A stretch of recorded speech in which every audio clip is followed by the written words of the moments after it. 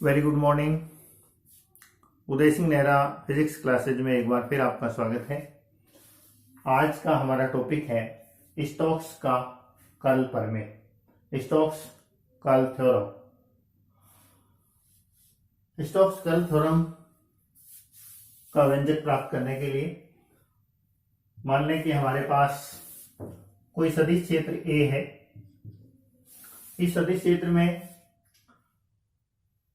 ये कोई क्षेत्रफल अल्पांश है जो परिसीमा सी के द्वारा परिबद्ध है। कोई क्षेत्रफल है परिसीमा सी के द्वारा परिबद्ध है।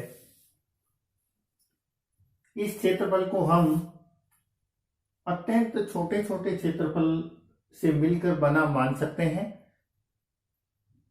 जिनकी विभिन्न परिसीमाएं होंगी। कर्ल ज्ञात करने के लिए हमें क्या ज्ञात करना होगा? इससे पहले वाले वीडियो में हम देख चुके हैं कि कर्ल प्राप्त करने के लिए हमें रेखा समाकल ज्ञात करना होगा। रेखा समाकल का तात्पर्य क्या है कि ये जो परिसीमा है इसको यदि छोटे छोटे अल्पांशों में बांटें तो प्रत्येक अल्पांशों के लिए a डॉट dl ज्ञात करके उन सबका योग हमें करना होगा। तो यदि हम इसको छोटे छोटे क्षेत्रफलों में विभाजित कर लें और एक अत्यल्प क्षेत्रफल लें तो उसके लिए रेखा समाकल क्या होगा? जैसे ये हमने एक क्षेत्रफल लिया है KLMN, ये इसकी बाउंड्री है, तो इसके लिए बंद पथ पे रेखा समाकल क्या होगा? इसकी चारों जो भुजाएं हैं इनके अनुदिश रेखा समाकलों का योग होगा।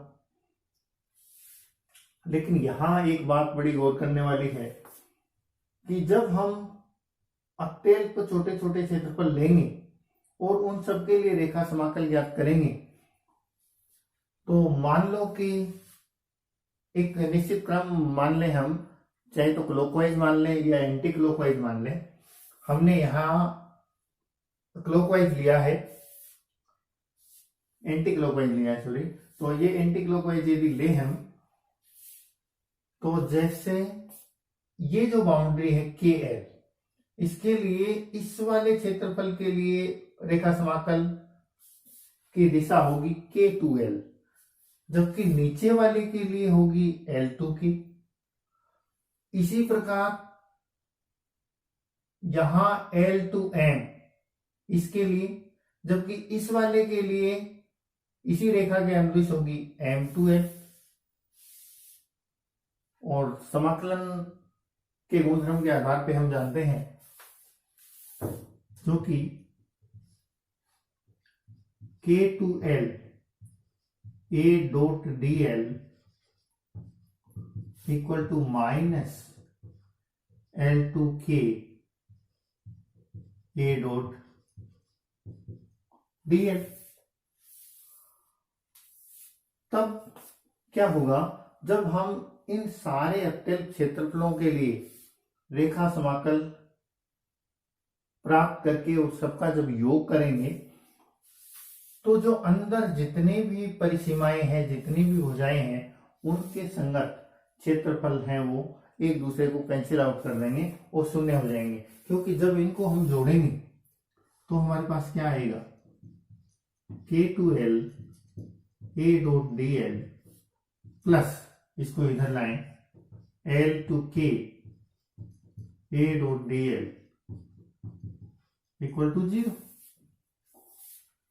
अर्थात इस अल्पांश के लिए और इस अल्पांश के लिए ये जो भुजा KL है इन दोनों का संयुक्त योगदान 0 होगा।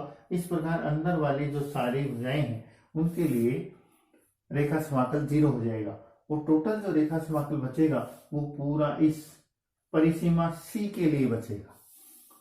तो यदि हम कर्ल ज्ञात करना चाहें इस पूरे क्षेत्रफल के लिए तो वो केवल इस परिसीमा के लिए कर्ल होगा, जो ये बाउंड्री C है इसके लिए कर्ल होगा। अतः टोटल रेखा समाकल क्या होगा? इसलिए बंद पथ पर समाकलन A dot dl equal to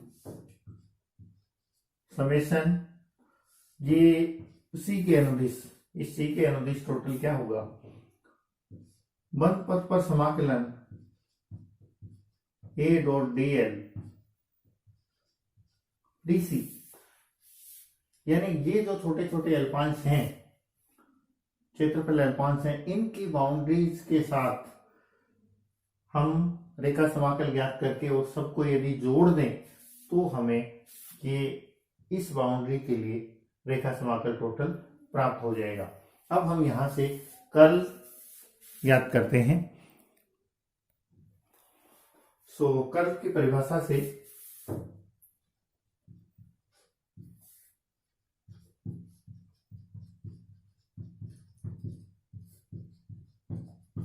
curl की परिभाषा के अनुसार curl A dot N cap equal to, अपने पास ये हो जाएगा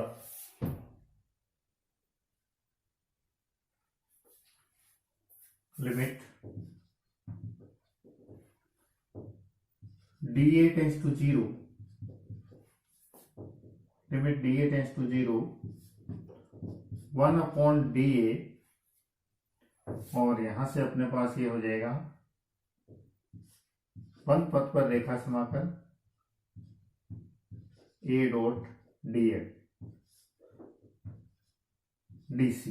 ये जो डी ए है, स्मॉल जो क्षेत्रफल है, इसके लिए रेखा समाकल बंद पथ पे और 1 अपॉन डी।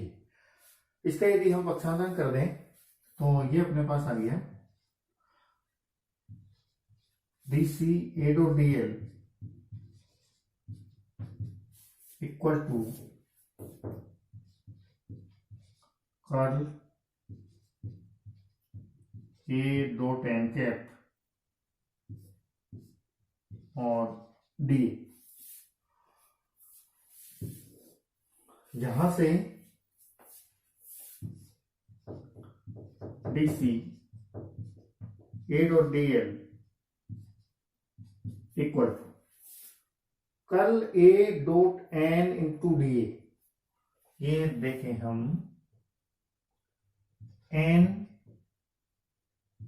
डी ए क्या हो जाएगा, क्षेत्रफल अल्पांश और उसी की दिशा में इकाई सदिश, तो इसको हम लिख सकते हैं D A vector.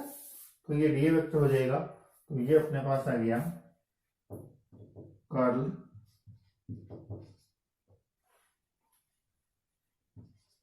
A dot D A, ये हमारे पास आया कर्ल ए डॉट डी। ये हमारा इक्वेशन नंबर 1 था और ये इक्वेशन नंबर 2। तो इक्वेशन 2 से इक्वेशन 1 में मान रखें इसका बंद पथ पर समाकलन A dot D L on the contour D C, इसकी वैल्यू यहां से इस समीकरण में रखें तो अपने पास क्या आया, पूरी इस बाउंड्री पर समाकलन A dot D L equal to आ जाएगा समेशन कर्ल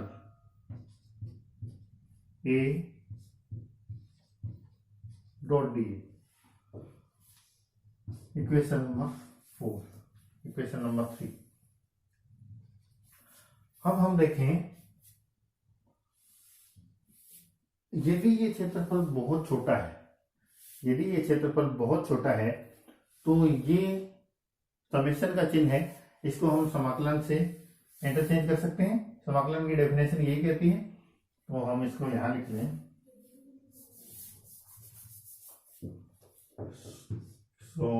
समाकलन A dot D L C equal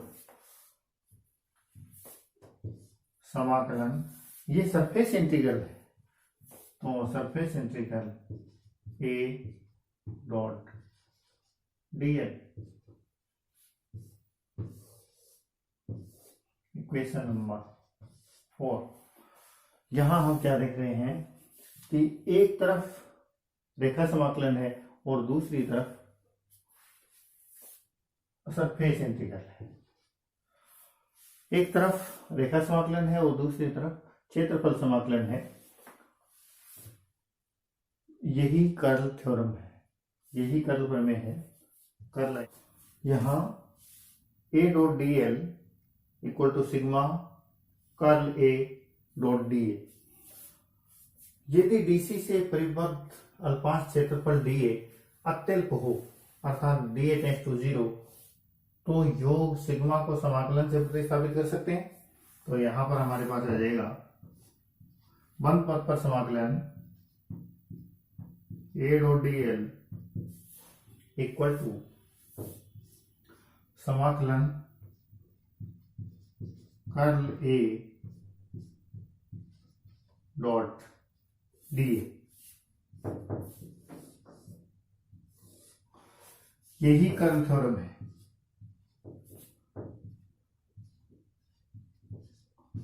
यही कर्ल थ्योरम है। तो कर्ल थ्योरम क्या करती है? रेखा समाकलन को क्षेत्रफल या पृष्ठ समाकलन में बदलती है, लाइन इंटीग्रल को सरफेस इंटीग्रल में चेंज करती है। अर्थात किसी सदिश का रेखा समाकल, किसी परिसीमा पर रेखा समाकल उसके कर्ल के पृष्ठ समाकल के तुल्य होता है, उसके कर्ल के पृष्ठ समाकल के तुल्य होता है। ये पृष्ठ समाकल है। अब हम इसका कथन देखते हैं। अब हम स्टोक्स कर्ल प्रमेय का कथन देखते हैं।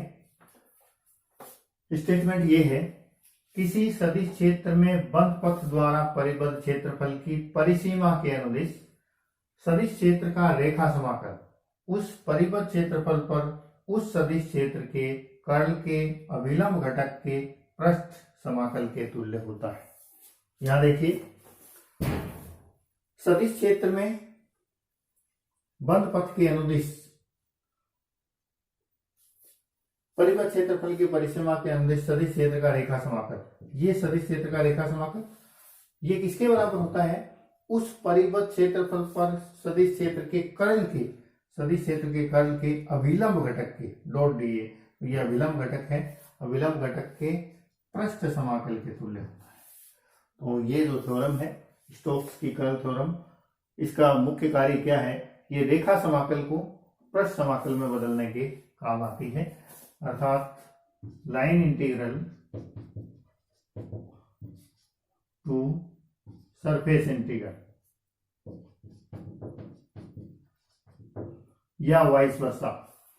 सरफेस इंटीग्रल को लाइन इंटीग्रल और लाइन इंटीग्रल को सरफेस इंटीग्रल में बदलने के यूज में ली जाती है। तो ये था स्टोक्स का कर्ल प्रमेय। अब हम इसकी भौतिक सार्थकता देखेंगे।